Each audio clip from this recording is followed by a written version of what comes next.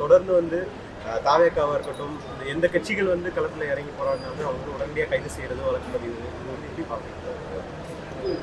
நான் சொல்லியிருக்கிற விஷயம் ஒன்று தான். இன்றைக்கி திமுக ஆட்சியில் நீங்கள் பார்த்தீங்கன்னா ஜனநாயக ரீதியாக எந்த செயலும் படலை. ஒரு சர்வாதிகாரி ஆட்சி தான் நடந்துட்டுருக்கு. அவங்களுக்கு எதிராக யார் போராடினாலும், அவங்களுக்கு எதிராக யார் பேசினாலும், அவங்களுடைய செயலுக்கு குற்றங்கள் கை நீட்டி காமிச்சாலும், எந்த மாதிரி வழக்குகள் போடுறது, இல்லை எந்த மாதிரி ஒரு பேரணி ஒரு போராட்டம் நடத்தினாலும் அவங்க மேலே தாக்கல் செய்கிறதும் இல்லை அவங்களுக்கு கைது செய்கிறதும், இந்த மாதிரி விஷயங்கள் மட்டும்தான் தமிழகத்தில் இன்றைக்கி நடந்துட்டுருக்கு. இந்த பாலியல் வன்கொடுமைக்காக அண்ணாமலை வந்து சாட்டை எடுத்து போராட்டம் பண்ணாரு. இதுக்கு வந்து திமுக சார்பில் என்ன சொல்றாங்கன்னா வந்துட்டு ஜிஎஸ்டி வரி உயர்வுக்கு எப்போ சாட்டை எடுத்து போராட்டம் பண்ண போறீங்க அப்படிங்கிற மாதிரி ஒரு பிரச்சனை. 44,000 கோடி வந்து இவங்க வந்து எஜுகேஷன் பாலிசி கல்விக்காக வந்து செலவு பண்ணிட்டுக்கணும்னு சொல்லியிருக்காங்க. பண்ணிட்டாங்களா? அதுக்கு சாட்டை எடுத்துகிட்டு அடிக்கட்டுமா? அண்ணாமலை அவர்களுக்கு அட்லீஸ்ட் அந்த தைரியம் இருக்குல்ல. நீங்கள் தெருவில் வந்து பேசுகிறீங்களா? எந்த ஒரு தவறுகள் தமிழ்நாட்டில் நடந்தாலும் திமுக சார்பாக ஏதாவது பேசுகிறாங்களா, ஏதாவது செயல்படுறாங்களா? தமிழகத்தில் முழுவதும் நீங்கள் வந்து பார்த்தீங்கன்னா ஒவ்வொரு இடத்துலையும் பிரச்சனைகள் வந்துகிட்டே இருக்குது. ஆனால் பல்கலைக்கழகத்தில் நடந்த விஷயம் முதல் முறை கிடையாது. அதுதான் தமிழகத்தில் நடந்த முதல் பிரச்சனை கிடையாது. ஏக்கச்சக்க பிரச்சனைகள் தமிழகத்தில் இருக்குது. நீங்கள் என்ன பண்ணிட்டுருக்கீங்க அதுக்காக? பாலியல் வன்கொடுமை வந்து எதிர்கட்சியில் வந்து அரசியல் செய்து நீதிமன்றத்துக்கு சொல்கிறாங்க.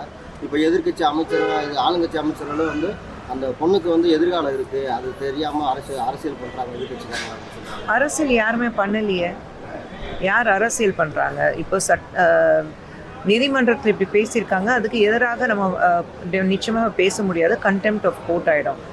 ஆனால் இன்றைக்கி வந்து ஒரு நமக்கு நியாயம் கிடைக்கல, அதுக்காக தான் நான் போராட்டம் பண்ணிகிட்ருக்கோம். அப்போனா இது வரைக்கும் பாஜக ரூலிங் ஸ்டேட்டில் ஒவ்வொரு முறையும் இவங்க தெருவில் உட்காந்துட்டு போராட்டம் நடத்துகிறதும், இல்லை வாக்கு பேசுகிறதும், இல்லை இந்த மாதிரி வந்து பார்லிமெண்ட்டில் பேசுகிறதும், இல்லை சட்டசபையில் பேசுகிறதும், அது எல்லாமே விளம்பரம் தேடுறதுக்காக செஞ்ச திமுக தானே இது.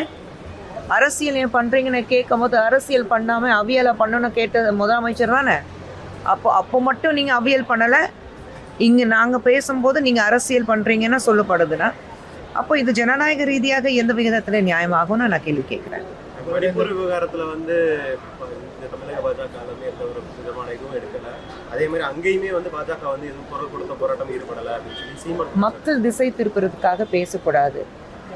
மணிப்பூரில் நடந்த பிரச்சனை, தமிழகத்தில் நடக்கிற ஒரு பெண்கள் மேலே பாலியல் தொல்லைகள் வந்து பிரச்சனை ஒன்றும் கிடையாது. மணிப்பூரில் எல்லை மீறி பிரச்சனைகள் இருக்குது. அது கூட புரியாமல் திமுக காரங்க பேசுனாங்கன்னா அப்போ எதுக்கு தான் அரசியலில் இருக்காங்கன்னு எனக்கு தெரியல. மணிப்பூரில் நடந்த பிரச்சனை திமுகக்காக, இங்கே வந்து தமிழ்நாட்டில் திமுக அடிப்படையில் நடக்கிற பிரச்சனை ஒன்று தான். அப்போ நீங்கள் குரல் கொடுக்கல கேட்டாக்கா நான் வந்து நிச்சயமாக அவங்கள பார்த்து சிரிப்பு தான் வரும். அப்போ அரசியல் தெரியாமல் ஒவ்வொரு இடத்துல நடக்கிறது பிரச்சனை எதுக்காக நடக்குது அது புரியாமல் நீங்கள் பேசிகிட்டு இருக்கீங்க தான் நான் சொல்லுவேன். அப்போது நீங்கள் சந்தேஷ்கல்லியில் ஏன் குரல் கொடுக்கல? ஏன் வந்து புதுக்கோட்டையில் நடந்த பிரச்சனைக்கு நீங்கள் குரல் கொடுக்கல? ஏன் இது காங்கிரஸ்காரங்க மற்ற இடத்துல பிரச்சனை பண்ணும்போது குரல் கொடுக்குறாங்கல்ல? பாஜக ரூல் ஸ்டேட்ஸில் பிரச்சனை நடக்கும்போது பண்ணுறாங்கல்ல?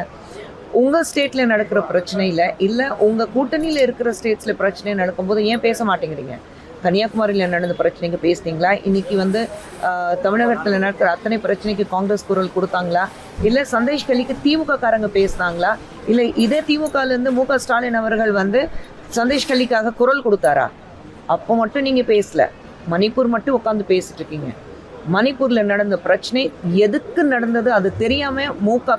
ஸ்டாலின் அவர்கள் இருக்கிறாரு, திமுக காரங்க இருக்கிறாங்க, காங்கிரஸ்காரங்க இருக்கிறாங்கன்னா அப்போ அவங்க அரசியலில் இருக்கக்கூடாது தான் நான் சொல்லுவேன்.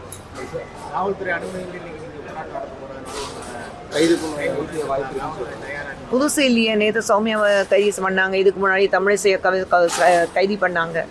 கைது பண்ணுறது புதுசு கிடையாது. அதான் சொல்லிட்டேன், ஜனநாயக ரீதியாக எதுவுமே இன்னைக்கு தமிழகத்தில் நடக்கலை. கைது பண்ணால் பண்ணட்டும், பார்க்குறோம். பாஜக மாநில தலைவரை மாற்றுவதற்கான வாய்ப்பு வந்திருக்கா? ஏன்னா இப்போ வந்து கிஷன் ரெட்டியை வந்து தேர்தல் இங்கே வந்து அதிகாரியாக 1 1+1 எப்போவுமே 2 தாங்க. 1+1 = 11. யாருமே வந்து முடிவுக்கு வந்துடாதீங்க. தொடர்ந்து பாலியல் வன்கொடுமை தமிழ்நாட்டில் நடந்துருக்கு. இந்த டைம் நேற்று வந்து முதல்வர் வந்து மகளிர் திறன் மேம்பாட்டு மையம் இது தமிழ்நாடு ஓப்பன் பண்ணி வச்சிருக்காரு. இது எப்படி பார்க்குறீங்க? அதான் நான் சொன்னேனே, பார்க்கும்போது எதுக்கு பண்ணுறாங்கன்னா, நீங்கள் பெண்களுக்கு பாதுகாப்பை உங்களால் தர முடியலன்னா இன்னைக்கு பெண்களுக்காக நீங்கள் மையம் திறப்பு விழா கொண்டாடுறீங்க. தெளிவாக இருக்கட்டும், என்ன செய்ய போகிறோம், என்ன பண்ண போகிறோம். முதல்ல பெண்களுக்கு பாதுகாப்பு கொடுக்கட்டும். பெண்களுக்கு ஒரு வன்கொடுமை நடந்தால் அது எந்த வித மாநிலம் இருந்தாலும் எல்லை மீறி, நம்ம தமிழகத்தில் மட்டுமில்லை, நம்ம இந்தியாவில் எந்தெந்த பார்டர்ஸ் இருக்கும் ஸ்டேட் வைஸ், அது எல்லாமே தாண்டி நம்ம குரல் கொடுக்கணும். பெண்ணுக்கு வந்து இந்த மாதிரி வன்கொடுமைகள் நடக்கும்போது, ஒரு பெண்ணுக்கு நடந்திருக்கு, அவள் எந்த ஜாதி சம்மந்தப்பட்டது, எந்த மதத்தில் சம்மந்தப்பட்டது, எந்த ஒரு கட்சி ரீதியாக சம்மந்தப்பட்டிருக்கானா அதெல்லாம் பார்க்கக்கூடாது. பெண்ணுக்கு ஒரு வன்கொடுமை நடக்கும்போது, இந்த மாதிரி தாக்குதல் நடக்கும்போது, அது ஒட்டுமொத்தமாக ஒரு பெண்ணுக்கு எதிராக ஒரு செயல் இருக்குதான் நம்ம பார்க்கணுன்னு தவிர அங்கே தான் அரசியல் பண்ணக்கூடாதுன்னு நான் சொல்வேன். மலையாளம் இண்டஸ்ட்ரியில் வந்து ஹேமா கமிட்டி வச்ச மாதிரி இங்கே அது பேசுறதுக்கு வாய்ப்பு இல்லை. நான் இன்டர்வியூக்கு வரல தம்பி. மேடம், இந்த பாலியல் வன்கொடுமைக்கு இந்த குற்றங்களுக்கு எதிராக விஜய் வந்து குரல் கொடுத்துருக்காரு, அதை எப்படி மேடம் பார்க்குறீங்க? எல்லாரும் குரல் கொடுக்கணும். இது விஜய் மட்டும் கொடுக்கக்கூடாதுங்கிறது கிடையாது, எல்லாமே குரல் கொடுக்கணும். குரல் மட்டும் கொடுக்கக்கூடாது, நீங்கள் அடுத்தது என்ன செய்ய போகிறீங்க அதுதான் முக்கியம். அந்த எதிரிக்கு எதிரி நண்பன் அப்படிங்கிற ஒரு இருக்கு. உங்களுடைய எதிரி வந்து திமுக தான், விஜயோட எதிரியும் திமுக தான் அவர் அறிவிச்சிருக்காரு. எதிரி நண்பராக வாய்ப்பு இருக்காங்க, யாருக்கு தெரியும்? அது வந்து மேலிடத்துல மாநில தலைவரும் இல்லை டெல்லியில் இருக்கிறது அவங்க தான் பதில் கொடுக்கணும், நான் கொடுக்கக்கூடாது. தேங்க்யூ.